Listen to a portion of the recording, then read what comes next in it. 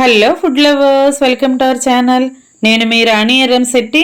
Friends, ఈరోజు రోటి పచ్చడి చేసి చూపించబోతున్నానండి. వంకాయ టొమాటోతో చాలా టేస్టీగా ఉంటుంది. మీరు వీడియోని మధ్య మధ్యలో స్కిప్ చేయకుండా ఫస్ట్ నుంచి లాస్ట్ వరకు చూడండి. ప్రాసెస్ అంతా కూడా అర్థమవుతుంది, మీకు నచ్చుతుందండి.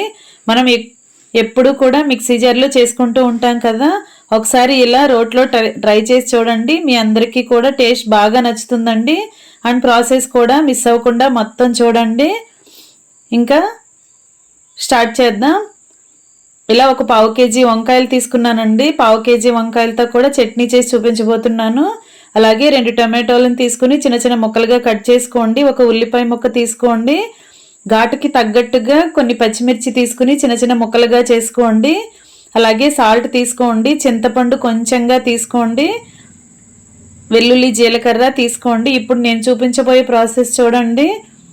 వంకాయలని ఇలా ఫోర్క్తో గుచ్చుకుని స్టవ్ వెలిగించుకుని ఫ్లేమ్ సిమ్లో పెట్టుకుని అలా స్లో ఫ్లేమ్లో కాల్చుకోవాలండి. మనం రోటి పచ్చడి చేయబోతున్నామని చెప్పాను కదా, రోలు శుభ్రం చేసుకుని పక్కన పెట్టుకోండి. ఇప్పుడు ఇలా వంకాయ బాగా కాలిన తర్వాత ఒక గిన్నెలో వాటర్ తీసుకుని వాటర్లోకి అలా వంకాయని వేసేయండి. అలా కాలిన వెంటనే కూడా వాటర్లో మనం వేసామంటే దానిపైన ఉన్న స్కిన్ అనేది ఈజీగా రిమూవ్ అవుతుందండి. మనం ఎప్పుడూ కూడా వంకాయ ముక్కలను కట్ చేసుకుని పచ్చిమిర్చి ఆయిల్లో ఫ్రై చేసిన తర్వాత వంకాయ ముక్కలను కూడా ఆయిల్లో ఫ్రై చేస్తూ ఉంటాం కదా, కానీ ఇలా డిఫరెంట్ టేస్ట్తో మీరు కూడా ఒకసారి ట్రై చేయండి. ఈ ప్రాసెస్ మీ అందరికీ కూడా నచ్చుతుందండి. ఇలా చేసుకున్న చట్నీ చాలా టేస్టీగా ఉంటుంది. ఇంట్లో పిల్లలు పెద్దలు అందరూ కూడా ఇష్టంగా తింటారు. ఇలా అన్నీ కూడా కాల్చుకున్న తర్వాత వాటర్లో వేసుకున్న వెంటనే మనం దానిపైన ఉన్న స్కిన్ని రిమూవ్ చేసేసుకుని ప్లేట్లోకి పెట్టుకోవాలి. ఇప్పుడు మరలా స్టవ్ ఆన్ చేసుకోండి. కళాయి పెట్టుకోండి. ఒక గరిటె ఆయిల్ పోసుకోండి. ఆయిల్ కొంచెం కాగిన తర్వాత పచ్చిమిర్చి ముక్కల్ని అలా వేసుకుని చక్కగా ఫ్రై చేసుకోండి. కొంచెం ఫ్రై అయిన తర్వాత అవన్నీ కూడా ప్లేట్లోకి తీసి పెట్టేసుకోండి. ఇప్పుడు అదే కళాయిలో ఇంకొంచెం ఆయిల్ వేసుకుని టొమాటో ముక్కలు కట్ చేసుకున్నాం కదా, వాటిని కూడా అలా ఆయిల్లో వేసి కొంచెంగా సాల్ట్ వేసుకుని నిమ్మకాయ చెక్కలో సగం సైజు అంతా చింతపండును తీసుకోండి. ఎక్కువగా అక్కర్లేదండి. అలా అది కూడా టమాటోలో వేసేసుకున్న తర్వాత కొంచెంగా వాటర్ పోసుకోండి. కొత్తిమీర కాడలు అవి ఏమైనా ఉంటే మగ్గించుకోండి. బాగా మగ్గిన తర్వాత స్టవ్ ఆఫ్ చేసేసుకుని ఇంకా రోలు సిద్ధం చేసుకుందాం. ఫ్రెండ్స్, టొమాటోలు అనేవి నాటు టొమాటోలు అయితే చక్కగా మనం ఆయిల్లో వేసిన వెంటనే కూడా ముక్కలన్నీ ఫాస్ట్గా సాఫ్ట్గా మగ్గిపోతాయండి. కానీ హైబ్రిడ్ టొమాటో అయితే అసలు గట్టిగా ఉంటాయి కదా, ఎంత చిన్న ముక్కలు కోసినా కూడా అవి సాఫ్ట్గా మగ్గవు. అందుకే కొంచెంగా వాటర్ పోసుకున్నట్లయితే అవన్నీ కూడా చక్కగా మెత్తగా గుజ్జు గుజ్జుగా అయిపోతాయండి టొమాటో ముక్కలన్నీ. అప్పుడు చట్నీకి టేస్ట్ అనేది బాగా తెలుస్తుంది. ఇప్పుడు రోలు కడుక్కుని శుభ్రం చేసుకున్న తర్వాత ప్రాసెస్ స్టార్ట్ చేద్దాం. చట్నీ నూరుకోవటం స్టార్ట్ చేద్దాం. ఫ్రెండ్స్, నా ఛానల్ని మీరు ఫస్ట్ టైం వాచ్ చేసిన వారైతే సబ్స్క్రైబ్ చేసుకోండి. పక్కనే ఉన్న బెల్ ఐకాన్ని కూడా టచ్ చేయండి. నేను పెట్టబోయే రెసిపీస్ అన్నీ కూడా మీ ఫోన్కి నోటిఫికేషన్కి వస్తాయి. ఏ రోజు రెసిపీ ఆ రోజు ఓపెన్ చేసి చూడవచ్చు. అలాగే రెసిపీస్ కానీ చట్నీస్ కానీ నచ్చితే మీరు కూడా కుక్ చేసి మీ ఫ్యామిలీకి సర్వ్ చేయొచ్చండి. ఇంకా చట్నీ స్టార్ట్ చేసుకుందాం. ముందుగా ఫ్రై చేసుకుని పెట్టుకున్న పచ్చిమిర్చి ఉన్నాయి కదా, అవన్నీ కూడా రోట్లో వేసేసుకుని చక్కగా దంచుకోండి.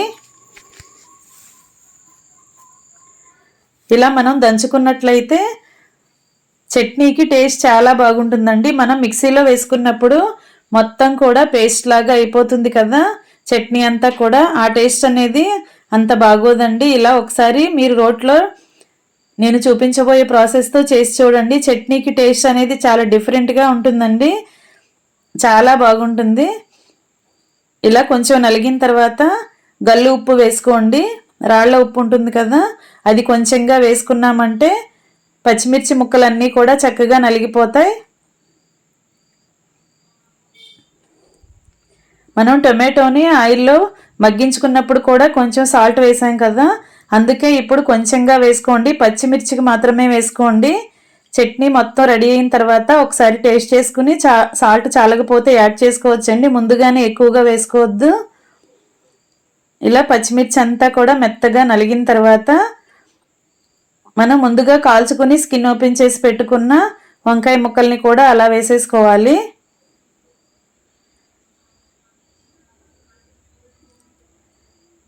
కొంచెం శ్రమ అని అనుకోకుండా ఇలా మనం రోట్లో చేసుకున్నట్లయితే చట్నీ ఇడ్లీకి దోశలకి చాలా చాలా బాగుంటుందండి. రైస్లోకి కొంచెం వేసుకుని వేడివేడి అన్నంలో నెయ్యి వేసుకుని తింటే టేస్ట్ అనేది చాలా కమ్మగా అనిపిస్తుంది. ఇంకా కర్రీస్తో పని ఏమి ఉండదండి. రైస్ అంతా కూడా ఇలా ఒక ఆమ్లెట్ వేసుకుని చట్నీతో తినేయచ్చు.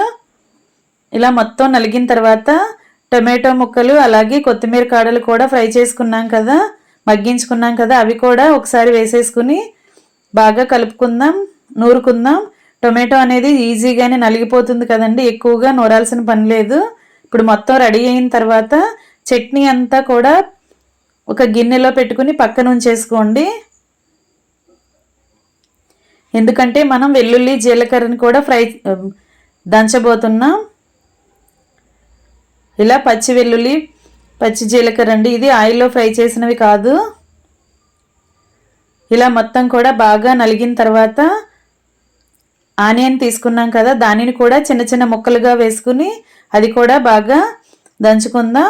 వెల్లుల్లి జీలకర్ర అనేది బాగా మెత్తగా నలగాలండి, కానీ ఆనియన్ మాత్రం ఎక్కువగా నలగాల్సిన పని లేదు, కచ్చాపచ్చగా నలిగితే సరిపోతుంది. ముందు వెల్లుల్లి జీలకర్రను బాగా దంచుకుందాం.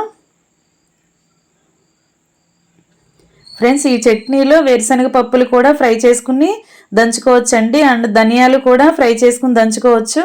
కానీ మనకి ఒరిజినల్ టేస్ట్ రావాలంటే ఇలా వంకాయ టొమాటోతోనే పచ్చిమిర్చితోనే మనం నూరుకుని టేస్ట్ చూడాలి.